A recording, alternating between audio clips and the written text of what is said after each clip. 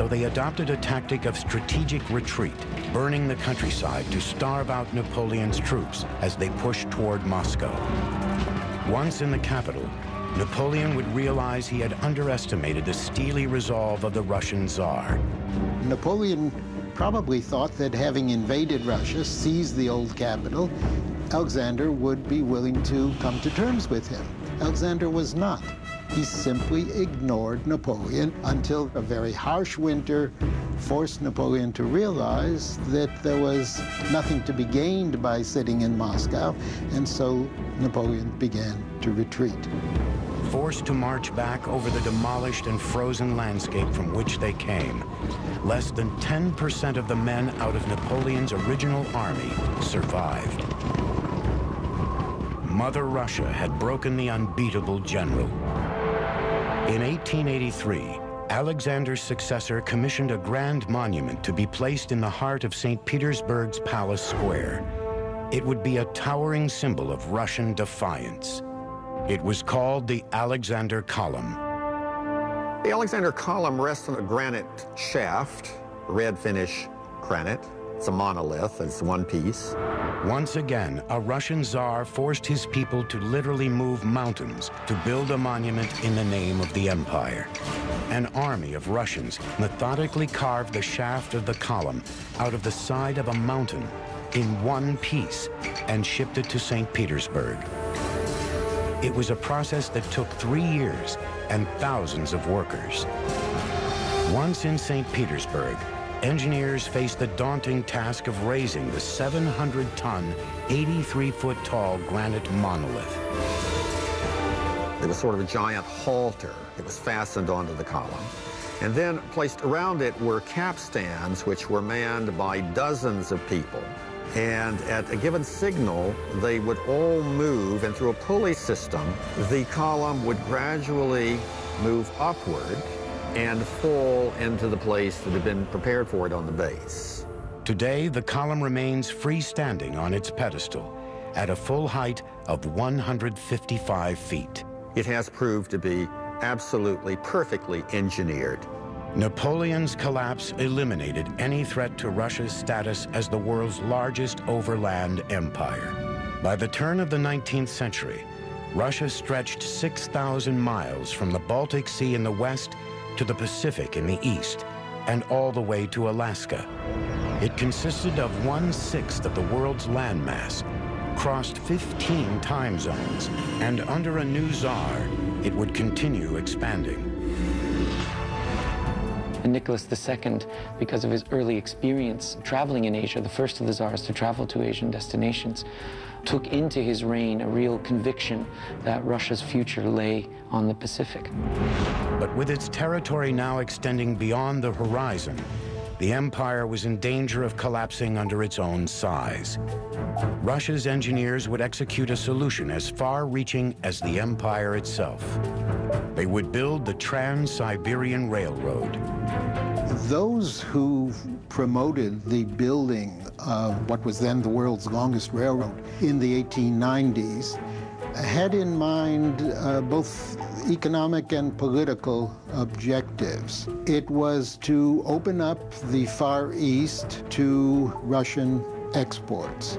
At the same time, it was to establish Russian power in the Far East. On May 31st, 1891, the first piece was laid of a railroad that would span a distance of 5,768 miles, the equivalent of crossing the continental United States twice. This was an engineering project on a scale never before attempted. The question of how the railway was built is frankly one that makes you sort of stop in awe. The railroad was designed to be built in sections, and it would require thousands of workers, engineers, soldiers, and even convicts to do the job. In a typical stretch of the railway cutting across vast areas of southern Siberian forest, an initial wave of workers would clear the land, felling the trees to open the path for the railroad. Then a great deal of labor would go into building necessary earth bulwarks to raise the rails. Then once the woods were cleared and the bulwark was established, the rails would be brought in and laid. transporting supplies to these remote sites would prove to be a major challenge. After all, the railroad did not yet exist. Tracks had to be laid piecemeal so that workers could use the emerging railroad to transport steel from the west and continue building section by section.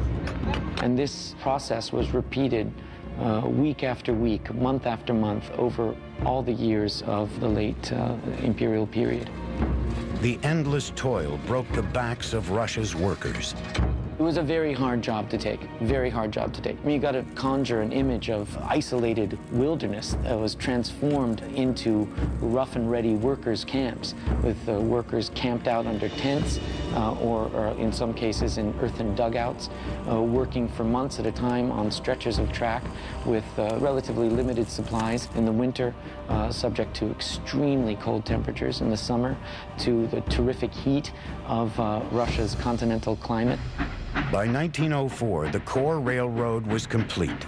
Russia had a lifeline to the east and was free to pursue its next object of conquest, Asia. The problem, of course, was that this put Russia into direct conflict with Japan, which had very similar political and economic objectives. This conflict of objectives led to war between Russia and Japan. In 1905, Russia went to war and suffered a humiliating defeat at the hands of the Japanese. Back at home, the loss fanned the flames of growing resentment toward the Tsar. Then in 1914, the Tsar led his country into yet another war, one that would starve, ravage, and utterly decimate the population. World War I. After centuries of building the world's largest empire with blood, the Russian Tsar was now pushing his people to their breaking point. On March 15, 1917, the people revolted. Tsar Nicholas II was removed from power.